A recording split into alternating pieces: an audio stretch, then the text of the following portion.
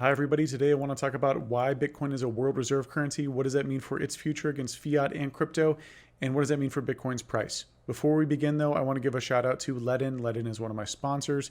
It's the best place to borrow against your Bitcoin using your Bitcoin as collateral or lending out your Bitcoin and earning a yield. I've used them for 2 years. Definitely recommend you check it out. Okay, let's go ahead and jump on into the topic of today of Bitcoin, the new reserve currency. So I write this first, by the way. This is called the Held Report. I write this first on Thursdays. This is my newsletter. If you want to subscribe, the subscribe link is in the description.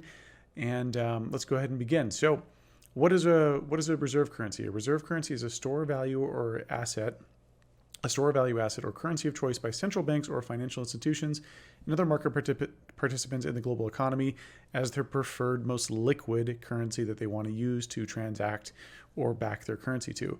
For example, the UK pound sterling was the primary reserve currency of the world in the 19th century and the first half of the 20th century. Then after World War II, the dollar became the dominant reserve currency all the way from the middle of the 20th century to today.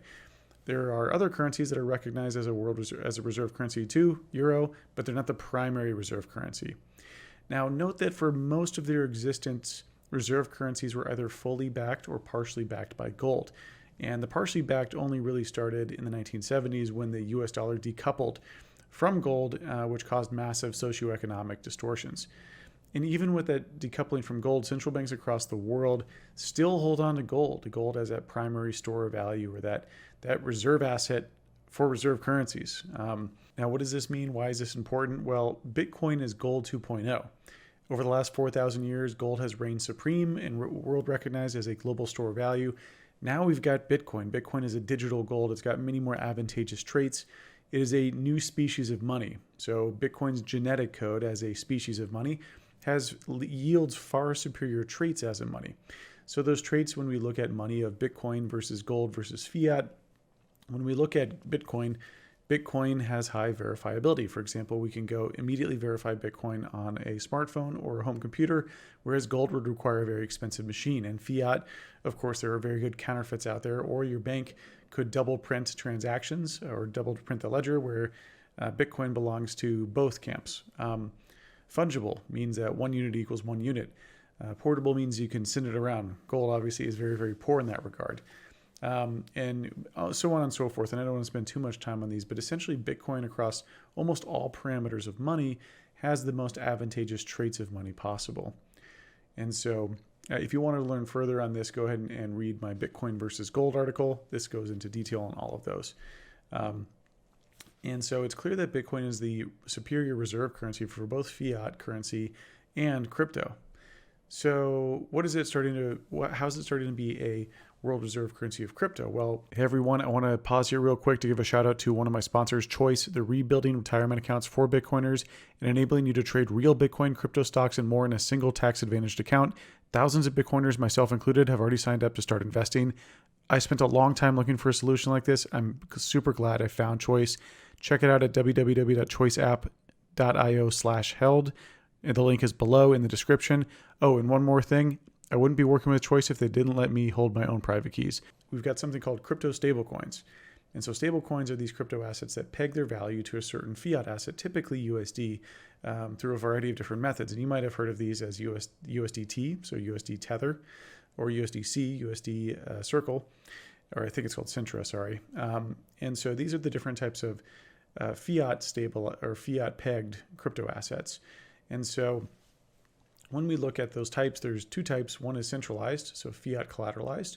So fiat collateralized is where they have a one-to-one backing with actual dollars in a bank account somewhere.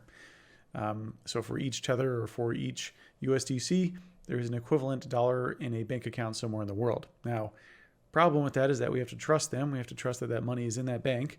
And then two, they can be easily seized. Any government across the world could come and try to seize those funds, which would make all of those digitized versions of those dollars worthless on a blockchain. So it's an extremely centralized and fragile structure. And so we have another type of stablecoin called decentralized. And these ones use bonds or coupons to maintain a peg like Basecoin, or some use crypto assets as collateral or as the reserve like Maker. Now, there's all sorts of different problems with stable coins. It depends on the type of stable coin that you created. One, there's an Oracle problem around piping in prices. Like, what is the current stable value? Centralized nature of the first version that I told you about, where a country or a country could come seize the funds, or a bank could lend out too much of the reserve and there won't be anything left. And then also maintaining the peg. Now, for the decentralized versions, this is the toughest thing to do, since they're not, it's impossible to have a backing of non-centralized fiat assets. They have to create stabilization through using native crypto assets as its essentially reserve currency. And so a really cool blockchain that I want to talk about today is called Terra. Again, Bitcoin's my favorite project. I don't want to encourage people to go buy this right away, but I just want to cover it as a note of interest. So Terra uses Bitcoin as the reserve currency, along with some more algorithmic token style sort of incentive models.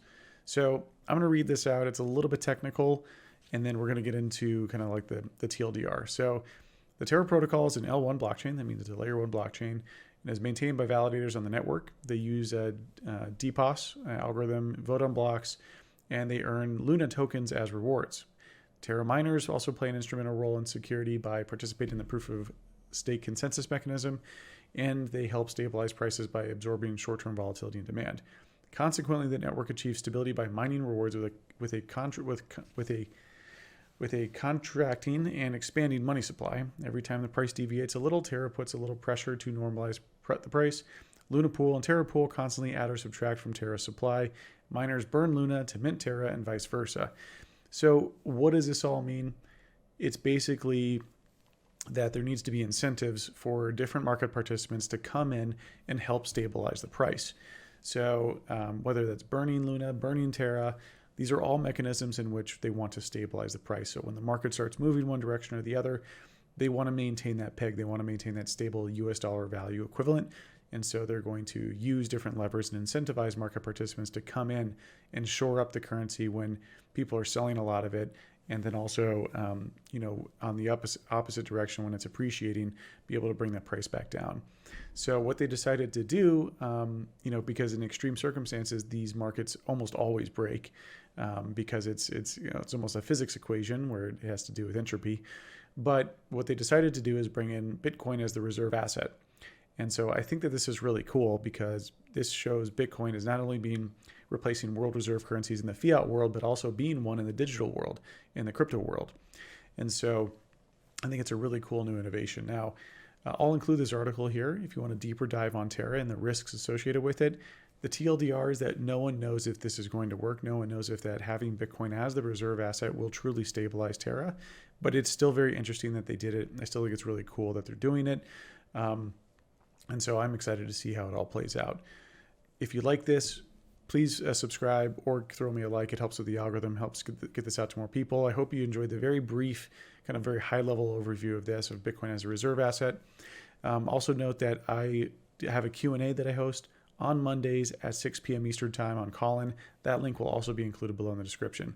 Hope you enjoyed. Cheers. Bye.